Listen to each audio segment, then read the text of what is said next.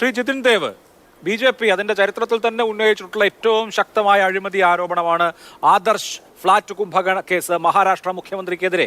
അതേപോലെ Maharashtra irrigation scam Ajith പവാറിനെതിരെ, വ്യോമയാന അഴിമതി പ്രഫുൽ പട്ടേലിനെതിരെ നിങ്ങളുടെ ഏറ്റവും ശക്തമായിട്ടുള്ള ആരോപണ ശരങ്ങൾ വലിയ പഠിച്ചുന്നയിച്ചിട്ടുള്ള ആരോപണങ്ങളാണ്. അന്നത്തെ UPA അല്ലെങ്കിൽ അന്നത്തെ കോൺഗ്രസ് NCP സർക്കാരുകൾക്കെതിരെ എവിടെ പോയി ആ കേസുകളൊക്കെ? ഇവരൊക്കെ അശോക് ചവാൻ ആവട്ടെ, അജിത് പവാർ ആവട്ടെ, പ്രഫുൽ പട്ടേൽ ആവട്ടെ, BJPയുടെ വാഷിംഗ് മെഷീനിൽ കയറിയപ്പോൾ ഈ പറഞ്ഞ കറകളെല്ലാം അലക്കി എടുത്ത് വെളുപ്പിച്ച് വെച്ചിരിക്കുന്നു. ആ കേസുകളൊക്കെ ആവിയായി.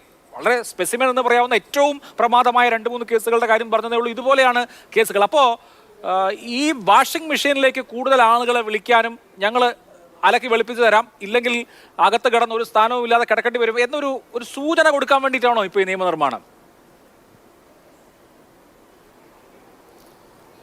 ഞാൻ അങ്ങയുടെ ചോദ്യത്തിലേക്ക് വരുന്നതിന് മുമ്പ് ഇപ്പം നമ്മൾ ഈ വിഷയം ചർച്ച ചെയ്യുന്ന സമയത്ത് നിങ്ങളുടെ ചാനലിൽ നമ്മുടെ മാതൃഭൂമി ഉൾപ്പെടെ ഒരു വാർത്ത ബ്രേക്ക് ചെയ്തുകൊണ്ടിരിക്കുക.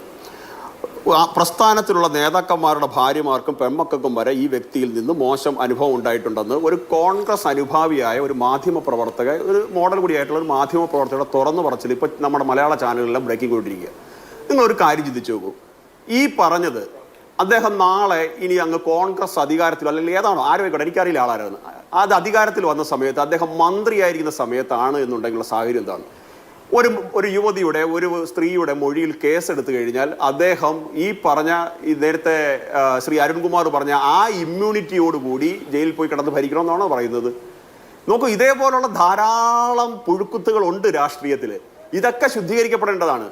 ഇത് പറയുമ്പോഴാണ് ഈ ജിൻഡോ ജോൺ അദ്ദേഹം വളരെ എന്താ പറയുക ഭംഗിയായ ഒരു രാഷ്ട്രീയ പ്രസംഗം നടത്തി. എന്താണ് സാർ 39ാമത്തെ അമെൻമെന്റ്, 39th അമെൻമെന്റ് എന്തിനായിരുന്നു സാർ നടത്തിയത്? 1975 ശ്രീ ഇന്ദിരാഗാന്ധി എന്തിനാണ് ജുഡീഷ്യൽ സ്കൂട്ടണിക്ക് വിധേയമാക്കാൻ വേണ്ടിയിട്ട് അങ്ങനെ അമെൻമെന്റ് കൊണ്ടുവന്നത്? എന്തിനാണ് സാർ 42 അമെൻമെന്റ് 42 6 വർഷം ദീർഘിപ്പിക്കാൻ നടത്തിയത്? അതുകൊണ്ട് ഇങ്ങനെയുള്ള കവചങ്ങളിൽ നിന്നുകൊണ്ട് അടിയന്തരാവസ്ഥ കാലത്തെ ഭരണഘടനാ ഭേദഗതികളെ കുറിച്ചാണ് താങ്കൾ പറയുന്നത്. ഇപ്പോൾ അടിയന്തരാവസ്ഥയാണോ ഇങ്ങനെയുള്ള? അതെ അതെ, അല്ലല്ല, ഞാൻ അമെൻമെന്റിനെയാണ് ചൂണ്ടിക്കാണിച്ചത്. അടിയന്തരാവസ്ഥയാണെന്ന് അങ്ങനെ തോന്നുന്നില്ല, എന്ത് പറ്റല്ല, അമെൻമെന്റിനെയാണ് ചൂണ്ടിക്കാണിച്ചത്. അടിയന്തരാവസ്ഥകളെ പറ്റി സംസാരിക്കുമ്പോൾ നമ്മൾ കുറച്ചും കൂടെ ചരിത്രം പരിശോധിക്കാൻ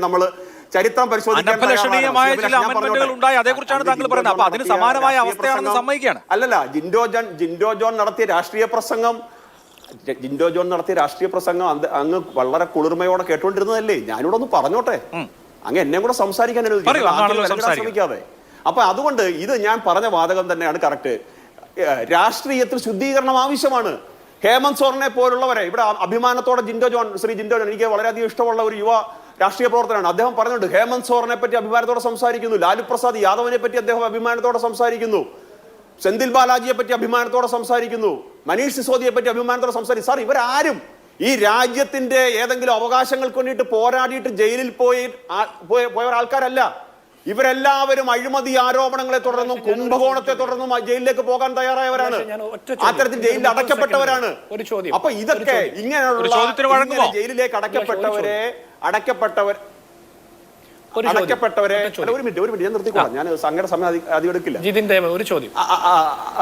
അടയ്ക്കപ്പെട്ടവരെ കൺക്ലൂഡ് ചെയ്തിട്ട് സമയം തരാം.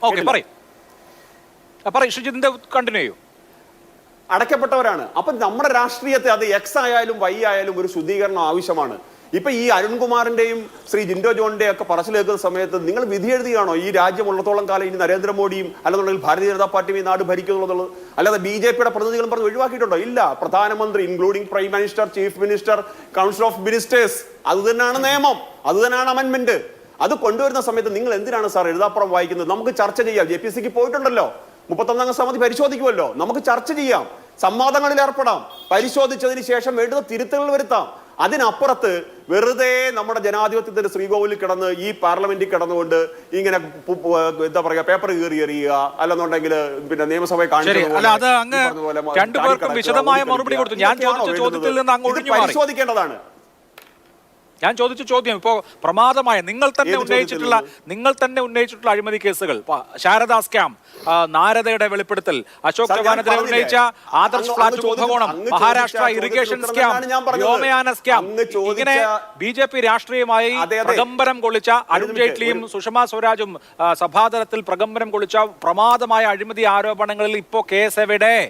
ആ കേസിൽ ആരോപണ വിധേയരായവരൊക്കെ ഇപ്പൊ നിങ്ങളുടെ ചിറകിനടിയിൽ സുരക്ഷിതരാണല്ലോ. നിങ്ങൾക്ക് ഒരു കേസിൽ നിന്ന് രക്ഷപ്പെടാനാണെങ്കിൽ ഒറ്റ വഴിയേ ഉള്ളൂ, BJPയുടെ മെമ്പർഷിപ്പ് എടുക്കുക. ആ സംവിധാനത്തെ കൂടുതൽ പുഷ്ടിപ്പെടുത്താനാണോ ഇപ്പോ ശുദ്ധീകരണം എന്നൊക്കെ പറഞ്ഞ് പുതിയ ഏർപ്പാട് കൊണ്ടുവരുന്നത് എന്നുള്ളതാണ് സംശയം.